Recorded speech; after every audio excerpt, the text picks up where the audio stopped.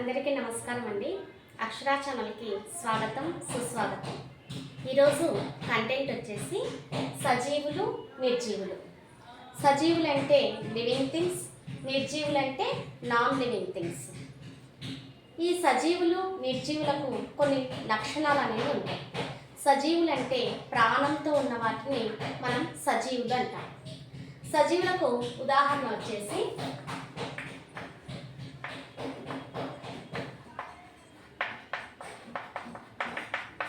మొక్కలు,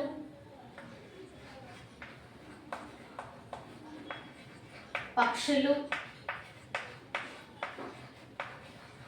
జంతువులు. ఇవి ప్రాణంతో ఉంటాయి కాబట్టి వీటిని సజీవులని పిలుస్తూ ఉంటాం.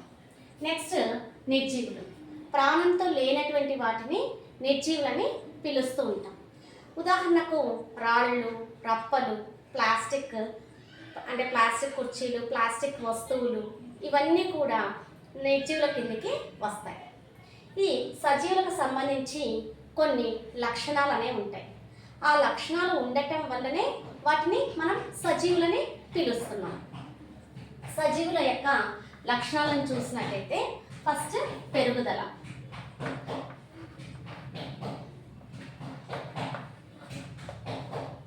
రెండవది చలనం. మూడవది శ్వాసించటం.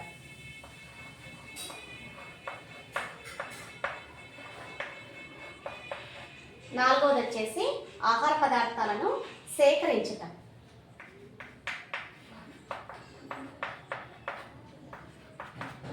ఐదవది వచ్చేసి స్పర్శకు ప్రతిస్పందించటం.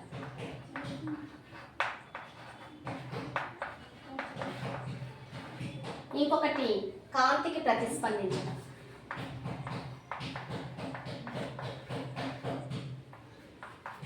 నెక్స్ట్ వేడికి ప్రతిస్పందించడం.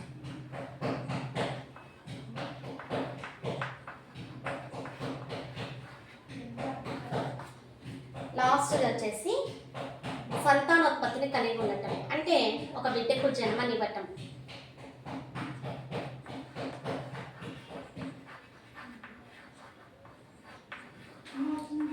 ఇలాంటి లక్షణాలు కలిగి ఉన్న వాటిని మనం సజీవులు అని అంటాం.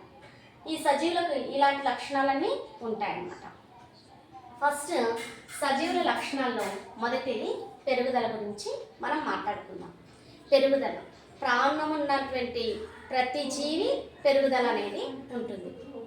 అంటే బరువు, ఎత్తు, పరిమాణం అంటే సైజు, వీటిల్లో అన్నింటిలో మార్పు అనేది చాలా స్పష్టంగా కనిపిస్తుంది. ఉదాహరణకి మొక్కల్లో చూసినట్టయితే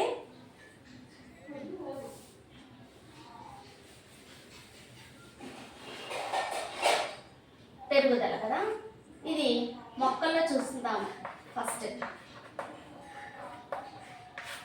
మొక్కలు అయితే ఫస్ట్ మనం విత్తనాన్ని విత్తుతాం. ఇలా విత్తనాన్ని విత్తినప్పుడు అది మొలకెత్తుతుంది. మొలకెత్తి చిన్న మొక్కగా మారుతుంది. ఈ మొక్క కాస్త పెరిగి పెద్దదై చెట్టుగా మారుతుంది. అంటే ఈ మొక్కల్లో పెరుగుదల ఉన్నట్టే కదండి. కాబట్టి మొక్కల్లో పెరుగుదల అనేది చాలా స్పష్టంగా కనిపిస్తుంది. నెక్స్ట్ జంతువుల్లో.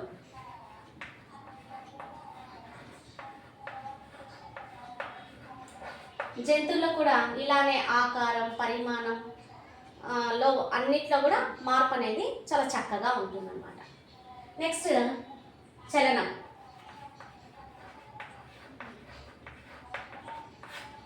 చలనం అంటే చలించటం, అంటే కదలటం. మొక్కల్లో చలనం అనేది ఉంటుంది కానీ చలనాంగాలు అనేవి ఉండవు. అదే జంతువుల్లో చలనాంగాలు అనేవి ఉంటాయి. మొక్కల్లో ఇక్కడ బిట్ ఎక్కడ వస్తుందంటే మొక్కల్లో చలనాంగాలు అనేవి ఉండవు. ఇది చాలా గుర్తుపెట్టుకోవాల్సినటువంటి పాయింట్. సజీవుల్లో బిట్ ఎలా వస్తుందంటే సజీవులుగా ఉండి చలనం లేనటువంటివి అని ఇవ్వచ్చు. అంటే అప్పుడు మనకు మొక్కలు ఆన్సర్ అనేది వస్తుంది. ఇక జంతువుల్లో అయితే ఒక చోటు నుండి ఇంకొక చోటికి కదలడానికి కాళ్ళు అనేవి ఉంటాయి. అంటే చలనాంగాలు అనేవి తోడ్పడతాయి. అదే మనిషికి కూడా చూసినట్టయితే మనిషికి కాళ్ళు చేతులు ఉన్నాయి, ఇవి కూడా చలనాంగాల కిందకే వస్తాయి. అంటే ఒక చోటు నుండి ఇంకొక చోటికి ప్రయాణించడానికి ఈ చలనాంగాలు అనేవి ఉపయోగపడతాయి. మొక్కల్లో అయితే చలనం ఉంటుంది కానీ చలనాంగాలు అనేవి ఉండవు. మొక్కల్లో చూసినట్టయితే చలనం ఉంటుంది అన్నాం కదా, దానికి ఒక ఎగ్జాంపుల్ చెప్తాను. మొక్కకు ఒక మొగ్గ ఉందనుకోండి, ఆ మొగ్గ కాస్త పువ్వుగా మారుతుంది. సో అక్కడ చలనం ఉన్నట్టు లెక్క. అదే పువ్వును అలానే కొయ్యకుండా ఉన్నామనుకోండి, మళ్ళీ ముడుచుకుపోతుంది. సో అక్కడ చలనం ఉన్నట్టే. అంటే మొక్కలో చలనం ఉంటుంది కానీ చలనాంగాలు అనేవి ఉండవు అని మనం గుర్తుపెట్టుకోవాలి. నెక్స్ట్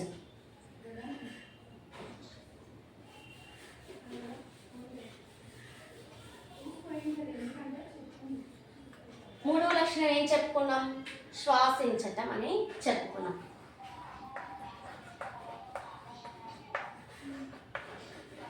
శ్వాసించటం అనే ప్రక్రియలో ఉచ్ఛ్వాసం ఉంటుంది, నిశ్వాసం ఉంటుంది. ఉచ్ఛ్వాసం అలానే నిశ్వాసం. ఉచ్ఛ్వాసం అంటే ఏంటి, నిశ్వాసం అంటే ఏంటి అంటే, ఉచ్ఛ్వాసం అంటే గాలిని లోపలికి తీసుకోవడాన్ని ఉచ్ఛ్వాసం అంటాము. అదే నిశ్వాసం అంటే గాలిని వెలుపలికి తీసుకోవడాన్ని నిశ్వాసం అంటాము. ఇది మొక్కల్లో ఉంటుంది, జంతువుల్లో ఉంటుంది, పక్షుల్లో ఉంటుంది, అన్నిట్లోనూ ఉంటుంది. ఈ లక్షణం అనేది ఉంటుంది. మరి మొక్కల్లో ఎలా ఉంటుంది అనే విషయానికి వస్తే, మొక్కల్లో శ్వాసించడానికి ఉపయోగపడేది పత్రరంధ్రాలు. చాలా చాలా ఇంపార్టెంట్ పత్రరంధ్రాలు. పత్రరంధ్రాలు అంటే పత్రానికి చిన్న చిన్నగా కనపడకుండా హోల్స్ అనేవి ఉంటాయి, వాటిని ఈ పత్రరంధ్రాలు అంటారు. ఈ పత్రరంధ్రాల పని ఏంటంటే వాయు వినిమయ మార్పిడి అనేది జరుగుతుంది.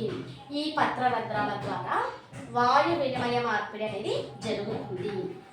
ఇది చాలా చాలా ఇంపార్టెంట్. వాయువు అంటే గాలి, వినిమయం అంటే మార్పిడి. సో పత్రరంధ్రాలు మొక్కకు ఉన్నందువల్ల అది వాయు వినిమయ మార్పిడి అనేది జరుగుతుంది. మరి జంతువుల్లో చూసుకున్నట్టయితే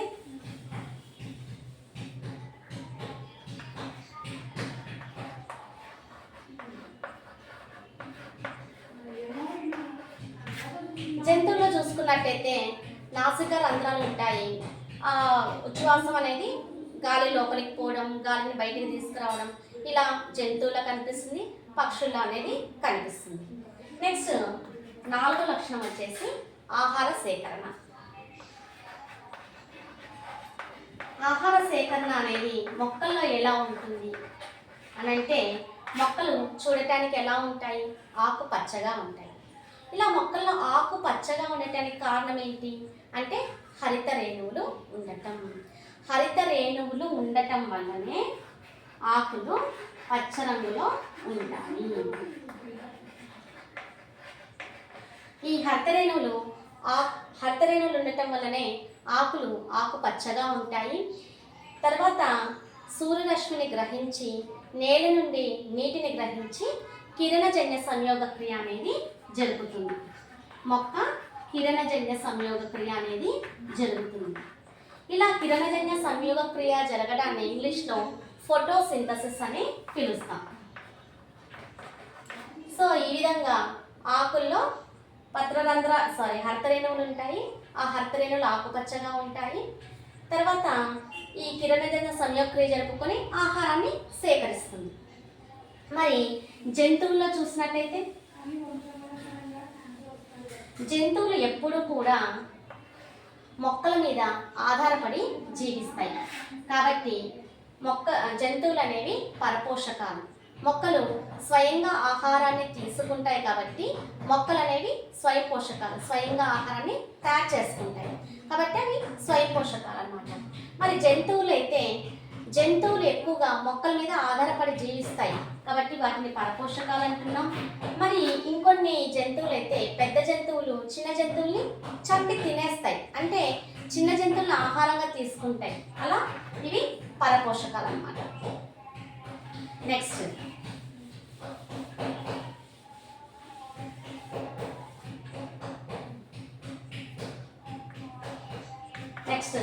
విసర్జన క్రియ.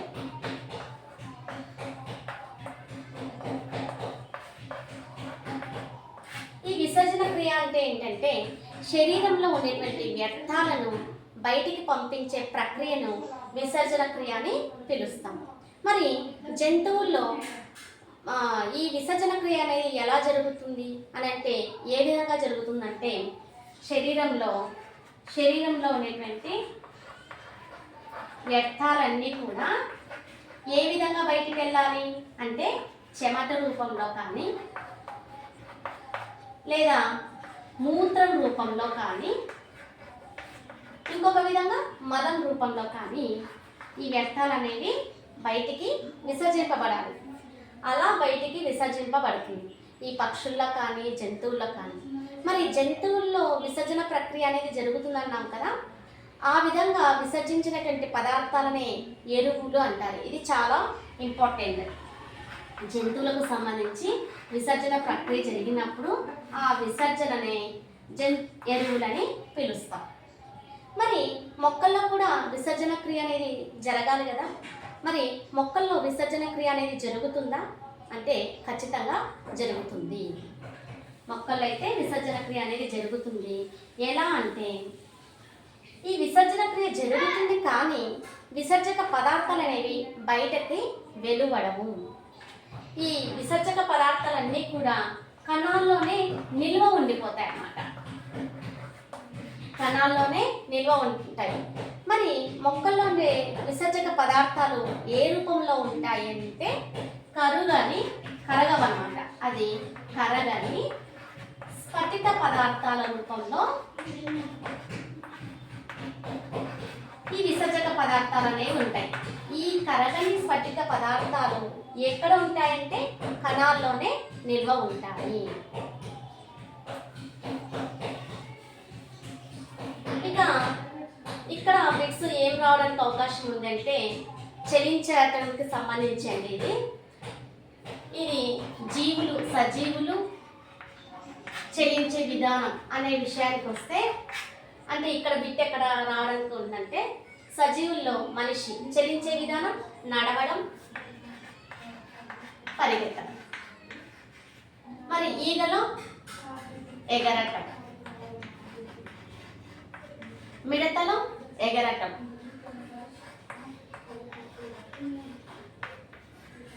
నెక్స్ట్ కప్ప అయితే మరి చలించే విధానం ఎలా ఉంటుందంటే గెంతటం. ఇలా కూడా రావడానికి అవకాశం ఉందన్నమాట.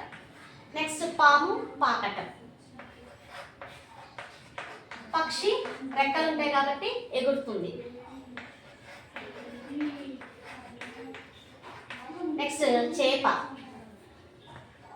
నీటిలో ఈదుతుంది, ఈదటం. మొక్క ఇక్కడ చాలా ఇంపార్టెంట్. మొక్కలో చలించే విధానం ఎలా ఉంటుంది అని అడగొచ్చు. మొక్కలో చలించే విధానం అనేది ఉండదు, ఎందుకంటే మొక్కలో చలనాంగాలు అనేవి ఉండవు. ఇది very very important. Tadpole larva ఈదటం. ఇంకొక బిట్ ఎలా రావచ్చు అంటే మొక్కల్లో ఆహార సేకరణ జరుగుతుంది అని చెప్పాను కదా, కిరణజన్య సంయోగ క్రియ జరిగి ఆహార పదార్థాలను సేకరించుకుంటుంది అన్నాం కదా. మరి ఆహార పదార్థాలని సేకరించిన తర్వాత ఇంకా మిగిలిపోయినటువంటి ఆహార పదార్థాలు ఎక్కడ దాచుకుంటుంది అంటే మొక్కల్లో కాయలు, గింజలు, వేళ్ళల్లో ఆహార పదార్థాలను ఆహార పదార్థాలు నిల్వ చేసుకుంటుంది అన్నమాట. ఇది కూడా చాలా ఇంపార్టెంట్ అయినటువంటి బిట్. కాయలు, గింజలు, వేళ్ళల్లో ఆహార పదార్థాలను నిల్వ చేసుకుంటుంది. ఇప్పటికి 4-5 లక్షణాలు చెప్పుకున్నాం కదండి. నెక్స్ట్ ఇంకొక అంటే ఈ లక్షణాలకు సంబంధించి ఇంకొక వీడియో అప్లోడ్ చేస్తాను. Thank you. ఈ కంటెంట్ మీకు నచ్చినట్టయితే లైక్ చేయండి, షేర్ చేయండి, సబ్స్క్రైబ్ చేయండి ఫ్రెండ్స్. Thank you.